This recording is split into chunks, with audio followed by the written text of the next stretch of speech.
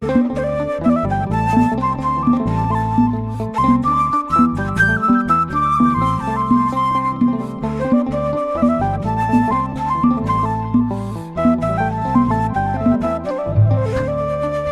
እንደምን አላችሁ? እንደምን ቆያችሁ? ውድ የኖህ መርከብ ሚዲያ ቤተሰቦቼ፣ እንግዲህ በጣም ከብዙ ቆይታና መጥፋት በኋላ ዛሬ ተመልሼ መጥቻለሁኝ። እግዚአብሔር አምላክ እንደዚሁ በዚሁ እንዲያጸናኝ እለምናለሁኝ። በጣም ከሚዲያ እየጠፋሁ ነው ያለሁትና ባልጠፋ ደስ ይለኛል እውነት ለመናገር። ግን ደግሞ አንዳንድ ጊዜ ነገሮች ከአቅም በላይ ሲሆኑ እንዲህ አይነት ነገሮች ይከሰታሉ። ኦልሞስት አሁን ላይ የለሁም እስከ ማለት ይቻላል። ኦልሬዲ ከሚዲያው ላይ ጠፍቻለሁኝ። ባልጠፋ ደስ ይለኛል። ባጭሩ ይህን ነው ማለት ፈልገው። ታዲያ ዛሬም እንድንነጋገር የምፈልገው የዮሴፍን የወጣቱን ዮሴፍን ታሪክ መነሻ አድርጌ፣ ወጣት አይደለን እናንተም እኔም ሁላችንም የሚያስተምር ለሁሉም ለወጣቱም፣ ለአዛውንቱም፣ ለትልቁም ለትንሹም የሚያስተምር ትምህርት ነውና የዮሴፍ ታሪክ በዛ ላይ ቆይታ ለማድረግ እንሞክራለን። በዛው አጋጣሚ ግን ማስተላለፍ ፈልገው ምንድነው ምናልባት መጨረሻ ላይ መልእክቶችን ላስቀምጥ እችላለሁኝ ከትምህርቱ በኋላ ወይም ማጠር ካለ ቆይታ በኋላ ማክሲመም 10 ደቂቃ ነው ቆይታ የምናደርግ የምንችለው። ስለዚህ ይህንን ካልኩኝ ወደ ታሪኩ እንመለሳለን። በግሌ አንድ በጣም የሚገርመኝ ታሪክ አለና ዮሴፍን ወንድሞቹ ከሸጡት በኋላ ወደ ግብፅ ከወረደ በኋላ እግዚአብሔርን መታገስ አቅቶት ወይም እግዚአብሔርን መጠበቅ አቅቶት የሄደበትን በግሉ ሊያደርጋቸው የፈለገውን ነገር እናስታውሳለን። ዮሴፍ ለአባቱ ራእይ እንዳየ ሁሌ ነግረው ነበርና ተው ልጄ እንደ አይነት ራእይና ህልም ስታይ አትናገር፣ በአንተ ላይ ጥላቶች ይበዙብሃል እያለ ይነግረው ነበረ ማለት ነው። ግን ያው እሱም ልጅነትም ጭምር ስላለ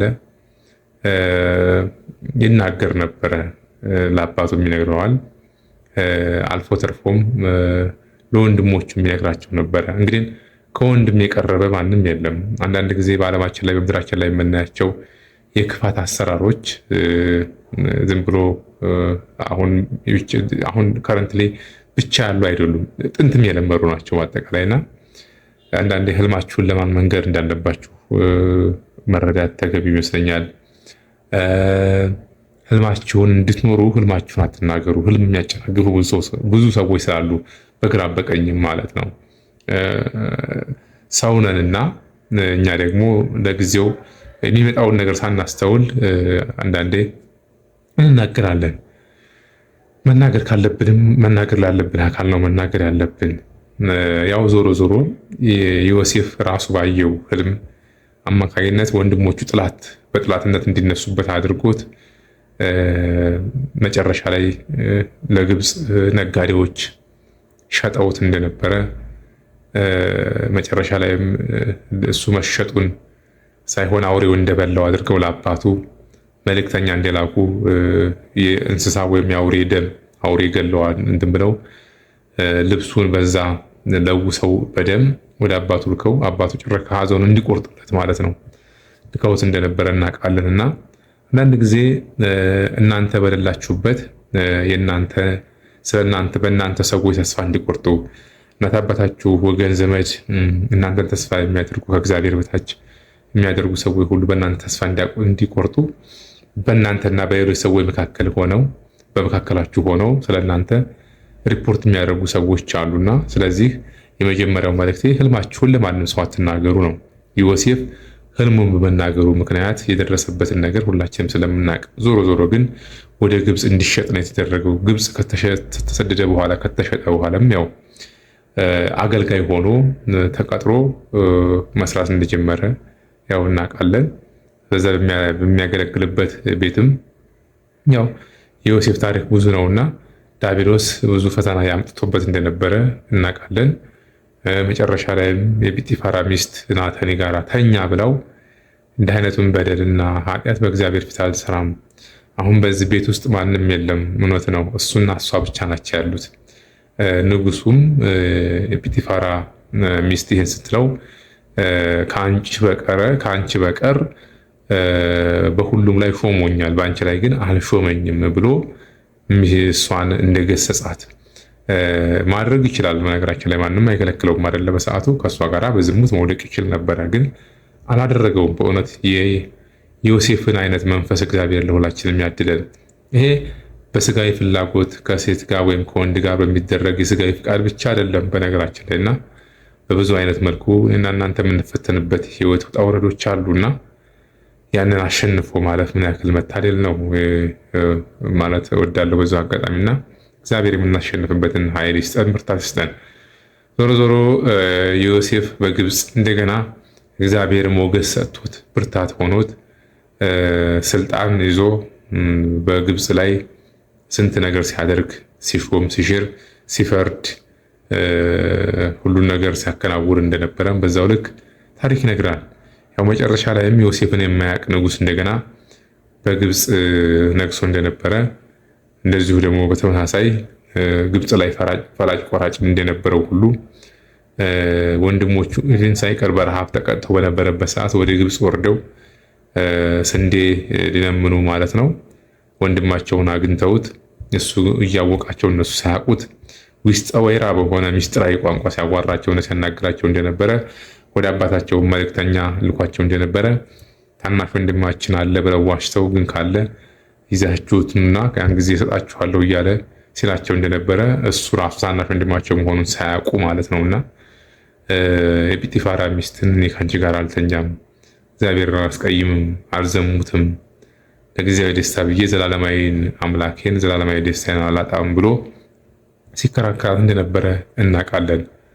ዛሬም እናንተ በምድራችን ላይ በተለይ ኦርቶዶክስ እህቶች ወንድሞቼ ክርስትናችንን የሚያጎድፍ ክርስትናችንን የሚያበላሽ እግዚአብሔር አምላክ በእኛ እንዲያዘን የሚያደርግ ብዙ አይነት ነገሮች ይፈትኑናል። በብዙ አይነት መልኩ እንፈተናለን እና ያንን የምናሸንፍበትን እግዚአብሔር አምላክ ብርታቱን ይስጠን። ይህን ነው ማለት የምፈልገውና ከዛም ዮሴፍ ያው ወደ እስር ቤት መውረዱን ደግሞ እንደዚሁ እናውቃለን። ያው ህልም ፈቺ ነው፣ ተርጓሚ ነው። ህልም ፈቺ ከመሆኑም የተነሳ እስር ቤት እንኳን ሳይቀር እግዚአብሔር እንደዚሁ ሞገስ ሰጥቶት እንደነበረ የእስር ቤቱ አስተዳዳሪ ዮሴፍን ስልጣን እንደገና ሰጥቶት እንዲያስተዳድር ማኔጅ እንዲያደርግ እንደዚሁ በወንበር በስልጣን ላይ ያስቀመጠው ይላል። ከዛም ለ2 ዓመት ታስሮ እንደነበረ እናውቃለን። ከዛም የቤተ መንግስቱ አሳላፊ የሚባሉት እንደገና እነሱም ጥፋት አጥፍተው ወደ ማረሚያ ቤት ወርደው እንደነበረና መጨረሻ ላይም ህልም አይተው ከዛ ህልማቸውን የሚፈታላቸው አተው ተጨንቀው መጨረሻ ላይ ግን ዮሴፍ እንዲፈታላቸው ከፈታላቸው መካከልም አንዱ እንደሚገደል አንዱ ደግሞ ወደ ቀደመ ስራው እንደሚመለስ እንደዚሁ ህልማቸውን ከፈታላቸው በኋላ ግን እሱ ምን አላቸው?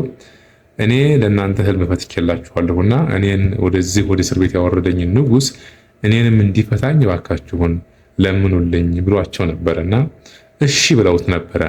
መጨረሻ ላይ ግን እነሱ ከዛ ከእስር ቤት ከወጡ በኋላ ነገር ዓለሙን ዮሴፍን ከነመፈጠሩ ሁሉ ረስተውት ነበረ። አንዳንዴ በህይወታችን እንዲህ አይነት ነገሮች ያጋጥማሉ። ሰዎችን ተስፋ ማድረግ ልክ አይመስለኝም። እውነት ነው፣ ሰዎች ለሰዎች ያግዙም ያግዛሉ። የሰው መድኃኒቱ ሰው ነው ይላል ያገሬ ሰው ራሱ አይደለ? ግን ደግሞ በዛ ልክ እንደው 100% እርግጠኛ ሆነን ሰዎች ላይ መደገፍ ጥሩ አይደለም። ልንመረኮዛቸው እንችላለን፣ ልንደገፋቸው ግን አይገባም። ምርኩዝ ሊሆኑ ይችላሉ። መደገፍ ግን ያለብን እግዚአብሔር ነው፣ እምነታችንም ነው። ከዛም ዮሴፍንም ረሱትና እሱ በአቋራጭ ለመውጣት ነበር የፈለገው። እግዚአብሔር ግን ስራ መስራት ስለፈለገ ዮሴፍ እንደገና ለ2 ዓመት በእስር ቤት ታሰረ። አንዳንዴ በህይወታችሁ እንዲፈጸምላችሁ እንዲከናወንላችሁ በጸሎት በልመና ምንም ሊሆን ትዳር ሊሆን ይችላል፣ ስራ ሊሆን ይችላል፣ ጤና ሊሆን ይችላል፣ ምንም ነገር ሊሆን ይችላል። ለምናችሁ አልሳካ ይላችኋል።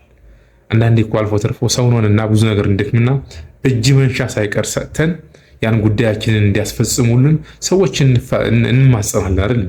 ዮሴፍም የገጠመው ነበረ። እኔ ለእናንተ ህልማችሁን ፈታሁላችሁ፣ እናንተ ደግሞ የኔን ጉዳይ ለንጉሱ አሳስቡልኝ አላቸው። መጨረሻ ላይ እነሱም እሺ አሉ።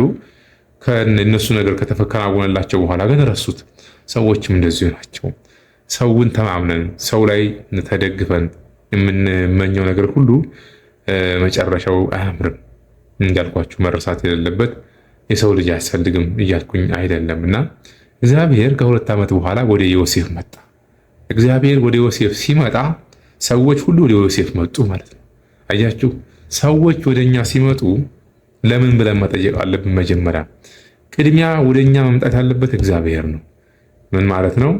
የመከራው ጊዜ ሲያልፍ እግዚአብሔር የተመነው ጊዜ እስከሚደርስ መታገስ አለብን፣ መጠበቅ አለብን። እግዚአብሔርን መማፀን አለብን። እግዚአብሔርን በትዕግስት መጠበቅ። እግዚአብሔር ምን የፈለገ ያክል ቢዘገይ አያረፍድም። ሊመስለን ይችላል፣ አያረፍድም። እግዚአብሔር የሰራው ነገር ሁሉ ደግሞ አንድ ከእግዚአብሔር የሆነ ነገር መጨረሻውም ያምራል። በህይወታችንም የጣፈጠ ያማረ የተዋበ ህይወት ይገጥመናል ማለት ነው። ስለዚህ እግዚአብሔር ከ2 ዓመት የዮሴፍ እስር በኋላ እግዚአብሔር ከእስር ቤት ነፃ ሊያወጣው እግዚአብሔር ወደ ዮሴፍ መጣ። ወደ ዮሴፍ ሲመጣ የሆነው እንዴት ነው ከተባለ ያ ሀገረ መንግስቱን ይመራ የነበረው ንጉስ እጅግ አስጨናቂ የሆነ ህልም አየ። ህልምን ተመለከተ። ያን ጊዜ ህልሙ ሲያስጨንቀው ያን ህልም የሚፈታለት ሰው ፈለገ። በቤተ መንግስቱ ዙሪያ ያሉ ደንገጥሮች ሁሉ አናገረ፣ የሚፈታለት አጣ። ከ2 ዓመት በፊት እስር ቤት ታስሮ የነበረ ያ የቤተ መንግስት አሳላፊ ዮሴፍን አስታወሰው ይላል። እግዚአብሔር ሲያስታውሰን ሰዎች ያስታውሱናል። እግዚአብሔር እኛን ወደኛ ሲመጣ ሰዎች ወደኛ ይመጣሉ። ለስንት ዘመን ረስቶት የነበረው ያ እስረኛ እግዚአብሔር ሲያስታውሰው ያን ጊዜ ትዝ አለው። ንጉሱ ጋር ሄደና እንዲህ እኮ በእስር የታሰረ ዮሴፍ የተባለ እስራኤላዊ ዕብራዊ አለ፣ እሱ ይፈታልሃል አለው። ከዛ ንጉሱ በአስቸኳይ ቶሎ አምጡልኝ አለ። በአስቸኳይ ከእስር ቤት ማለት ነው። አንዳንዴ በህይወታችሁ ታግላችሁ አላሳካ ያላችሁን ነገር ተውት። በነገራችን ላይ ተውት። በቃ ለጊዜ አሳልፋችሁ ስጡት። ለጊዜና ለእግዚአብሔር አሳልፋችሁ ስጡት። ጊዜና እግዚአብሔር የማይፈታው ነገር የለም። እግዚአብሔርም የሚሰራው በምንድን ስለሆነ በጊዜ ስለሆነ ማለት ነው። እግዚአብሔር በጊዜ ስራን ይሰራል። ያው ዮሴፍ በዛ አማካኝነት ከእስር እንዲወጣ ሆነ ማለት ነው። እግዚአብሔር አከበረው። እግዚአብሔር ሞገስ ሆነው። እግዚአብሔር በግብፅ ላይ እንደገና ምን አደረገው? ስልጣን ሰጠው ማለት ነው። ይሄ ከሆነ በኋላ ነው እንግዲህ ዮሴፍ ካረፈ በኋላ እንደገና ዮሴፍን የማያውቅ ንጉስ በግብፅ ላይ ነገሰ። ከዛም እስራኤላውያንን ለባርነት ዳረጋቸው። ጡብ እንዲሰሩ የባቢሎንን የግብፅን ፒራሚዶች እንዲገነቡ ያን ሁሉ መከራ ለ400 ምናምን ዘመን ያክል በባርነት እንዲቀጠቀጡ አደረጋቸው። ሙሴ ተነስቶ እንደዚሁ ነፃ እስከሚያወጣቸው ድረስ በሙሴ መሪነት፣ በእግዚአብሔር ኃያልነት፣ በእግዚአብሔር ተራዳኢነት፣ በእግዚአብሔር መሪነት፣ በእግዚአብሔር ትእዛዝ አማካኝነት ሙሴ እስከሚመጣ ድረስ ዮሴፍ እስከነበረበት ሰዓት ከእስር ቤት ወጥቶ ህልሙን የንጉሱን እስከሚፈታለት ሰዓት ወይም ዮሴፍ እስከሚሞት ድረስ በክብር ይኖሩ ነበር እስራኤላውያን። እሱ ስልጣን ከያዘ በኋላ እግዚአብሔር ካነገሰ በኋላ ወገኖቹን ሁሉ ሰብስበው ወደ ግብፅ መጡ። ከዛ ተንበሽብሸው ነበር የሚኖሩት። ያው ሞት አይቀርምና ሞተ። ሲሞት ግን መጨረሻ ላይ ፈርዖናውያን በእስራኤላውያን ላይ ጨከኑባቸው ማለት ነው። ከጨከኑባቸው በኋላ ያን ሁሉ ጡብ እያሰሩ የነ ራሔል እንባ ወደ እግዚአብሔር ዘንድ እስከሚደርስ ድረስ የደረሰውን መከራ ታውቃላችሁና በዛ አማካኝነት ነው። ዞሮ ዞሮ ምን ላችሁ ፈልጌ ነው፣ እንደ ዮሴፍ እግዚአብሔር ያበርታል። ኃጢአትን እምቢ እንበል፣ የጲጢፋራ ቤትን እምቢ ብሏልና። እንደ ዮሴፍ ስጋዊ ነገር እንኳ ጓጉቶ በእስር ቤት ታስሮ ጓጉቶ ነበር እፈታለሁ ብሎ። በማንኛውም የህይወት ማሰሮ ወይም ቋጠሮ ውስጥ ታስረን ሊሆን ይችላል። በብዙ አይነት መልኩ በተስፋ እግዚአብሔርን እንጠብቀው። ከታሰርንበት እስር፣ የኃጢአት እስር፣ የበደል እስር፣ የብዙ አይነት እንቆቅልሽ እስር እንዲያወጡን ሰዎችን ለምናናቸው ሊሆን ይችላል። ተማጽነን ሊሆን ይችላል። እሺ ብለውን እጅ መንሻም ሳይቀር ተቀብለውን ክደውን ሊሆን ይችላል። ግን እግዚአብሔርን እንጠብቀው። እግዚአብሔር ሲመጣ ሰዎች ወደኛ ይመጣሉ። ለዛ ነው ብዙ ጊዜ በሀገራችን የሚባል ነገር አለ። ያችን በኢየሩሳሌም ክርስቶስ ለሆሳዕና ጊዜ ተቀምጦባት የነበረችዋን አህያ ታስታውሳላችሁ አይደለ? ሲነጠፍላት የዘንባባ ዝንጣፊ ማን ስለተሸከመች ነው? አህያ በባህሪዋ የምትከበር ሆና ነው አይደለም። ግን እግዚአብሔርን ስለተሸከመች እግዚአብሔር ወደ እሷ ስለመጣ ሰዎች ለአህያዋም አነጠፉ፣ አከበሯት ማለት ነው። እግዚአብሔር ወደኛ ሲመጣ እግዚአብሔር ሲያከብረን ሰዎች ያከብሩናል፣ ዓለም ያከብረናል። ስለዚህ በእግዚአብሔር እንድንከበር ደግሞ እግዚአብሔርን ነገር መፈጸም ከኛ ይጠበቃል ማለት ነው። ዛሬ ቆይታችን ይህን ነው ማለት የፈለግኩት። በድጋሚ እስከምንገናኝ መልካም ቆይታ ይሆንላችሁ። ብዙ አጋጣሚ ማለት የምፈልገው ልመና እንዳይሆንብኝ ለመናገር ከዚህ በፊት አንድ እህቴ የነበረች ካናዳ የምትኖር ማይክ ገዝታልኝ ኦልሞስት ወደ ዓመት እየተጠጋው ነው። ዓመት ከ6 ወር በላይ ሆኖታል። ብዙ አልቆይም እና ኦልሬዲ ተበላሽቷል።